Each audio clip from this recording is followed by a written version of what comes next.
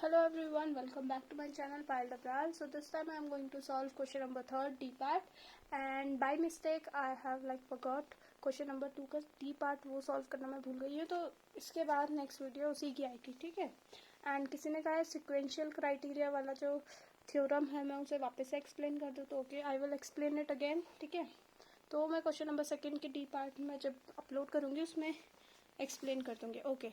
सो इस क्वेश्चन में क्या है, हमें बोल रखा है कि एफ एंड जी क्या है, डिफरेंशिएबल फंक्शन है रियल नंबर पे, और अगर f of zero and g of zero दोनों बराबर है और एफ डैश एक्स मतलब differentiation of f x is less than equals to derivative of g dash x, ठीक है, सारे एक्स के लिए, तो फिर क्या होगा, f x is less than equals to g x for all x greater than equals to zero. हमें ये प्रूव करना, मतलब हमें क्या दे रखा है कि एफ एंड जी डिफरेंशिएबल है और ये ऐसा है और ये ऐसा कुछ दे रखा है, तो हमें ये चीज़ प्रूव करनी है कि फंक्शन भी क्या है, लेस है, मतलब जी एक्स बड़ा है एफ एक्स छोटा है।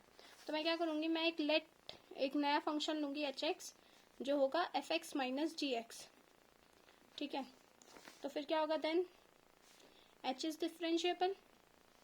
एच इज़ डिफरेंशिएबल क्यों डिफरेंशिएबल होगा, क्योंकि दोनों के दोनों एफ एंड जी डिफरेंशिएबल है, since both f and g are differentiable.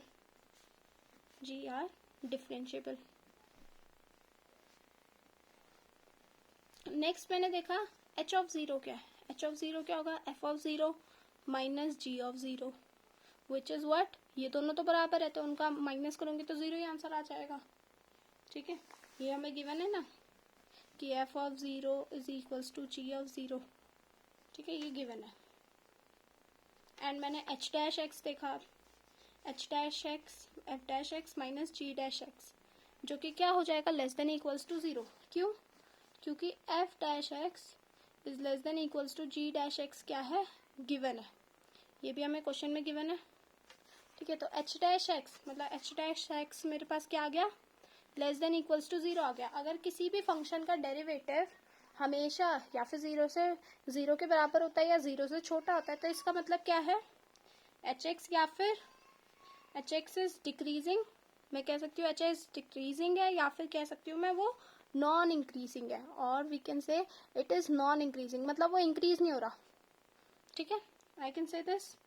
तो और एक और चीज, एच ऑफ जीरो क्या है, जीरो है।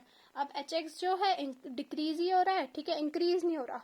तो अगर एच ऑफ जीरो जीरो आ रहा है तो इसके अगर मैं और बड़ी बड़ी वैल्यूज लूँ एक्स की, तो एच डिक्रीज होता जाएगा, है कि नहीं, कि मैंने कहा ना डिक्रीजिंग है, तो x जब जीरो है तो वहां पे जीरो आंसर आ गया। तो अब फर्दर वैल्यूज ऑफ x के लिए ये और कम होता रहेगा आंसर, ठीक है, डिक्रीज करेगा। तो h of zero is zero and h decreases for x greater than zero. तो वी हैव, तो हम कह देंगे कि h x is less than equals to zero. This implies है, मतलब एच एक्स क्या है, एक डिक्रीजिंग फंक्शन है, मतलब वो हमेशा जीरो से छोटा है। क्यों जीरो से छोटा है, जीरो पे एक्स जब जीरो है उसकी वैल्यू जीरो आ रही है एंड वो डिक्रीज कर रहा है, तो वो छोटा ही होगा, जीरो से बड़ा आंसर नहीं आएगा उसका, ठीक है। तो मैंने कहा एच एक्स का आंसर हमेशा जीरो से क्या होगा, छोटा रहेगा।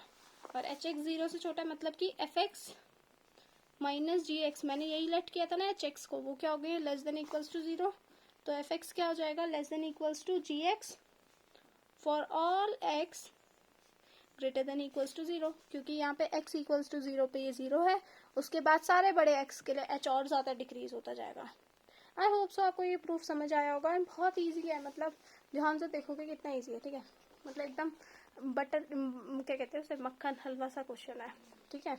So let's do question number 2 D part, वो नेक्स्ट वीडियो में हम सॉल्व करते हैं, उसी में सिक्वेंशियल भी करेंगे, ठीक है। ओके, मिलते हैं नेक्स्ट वीडियो में, तब तक like share and subscribe and share with your friends.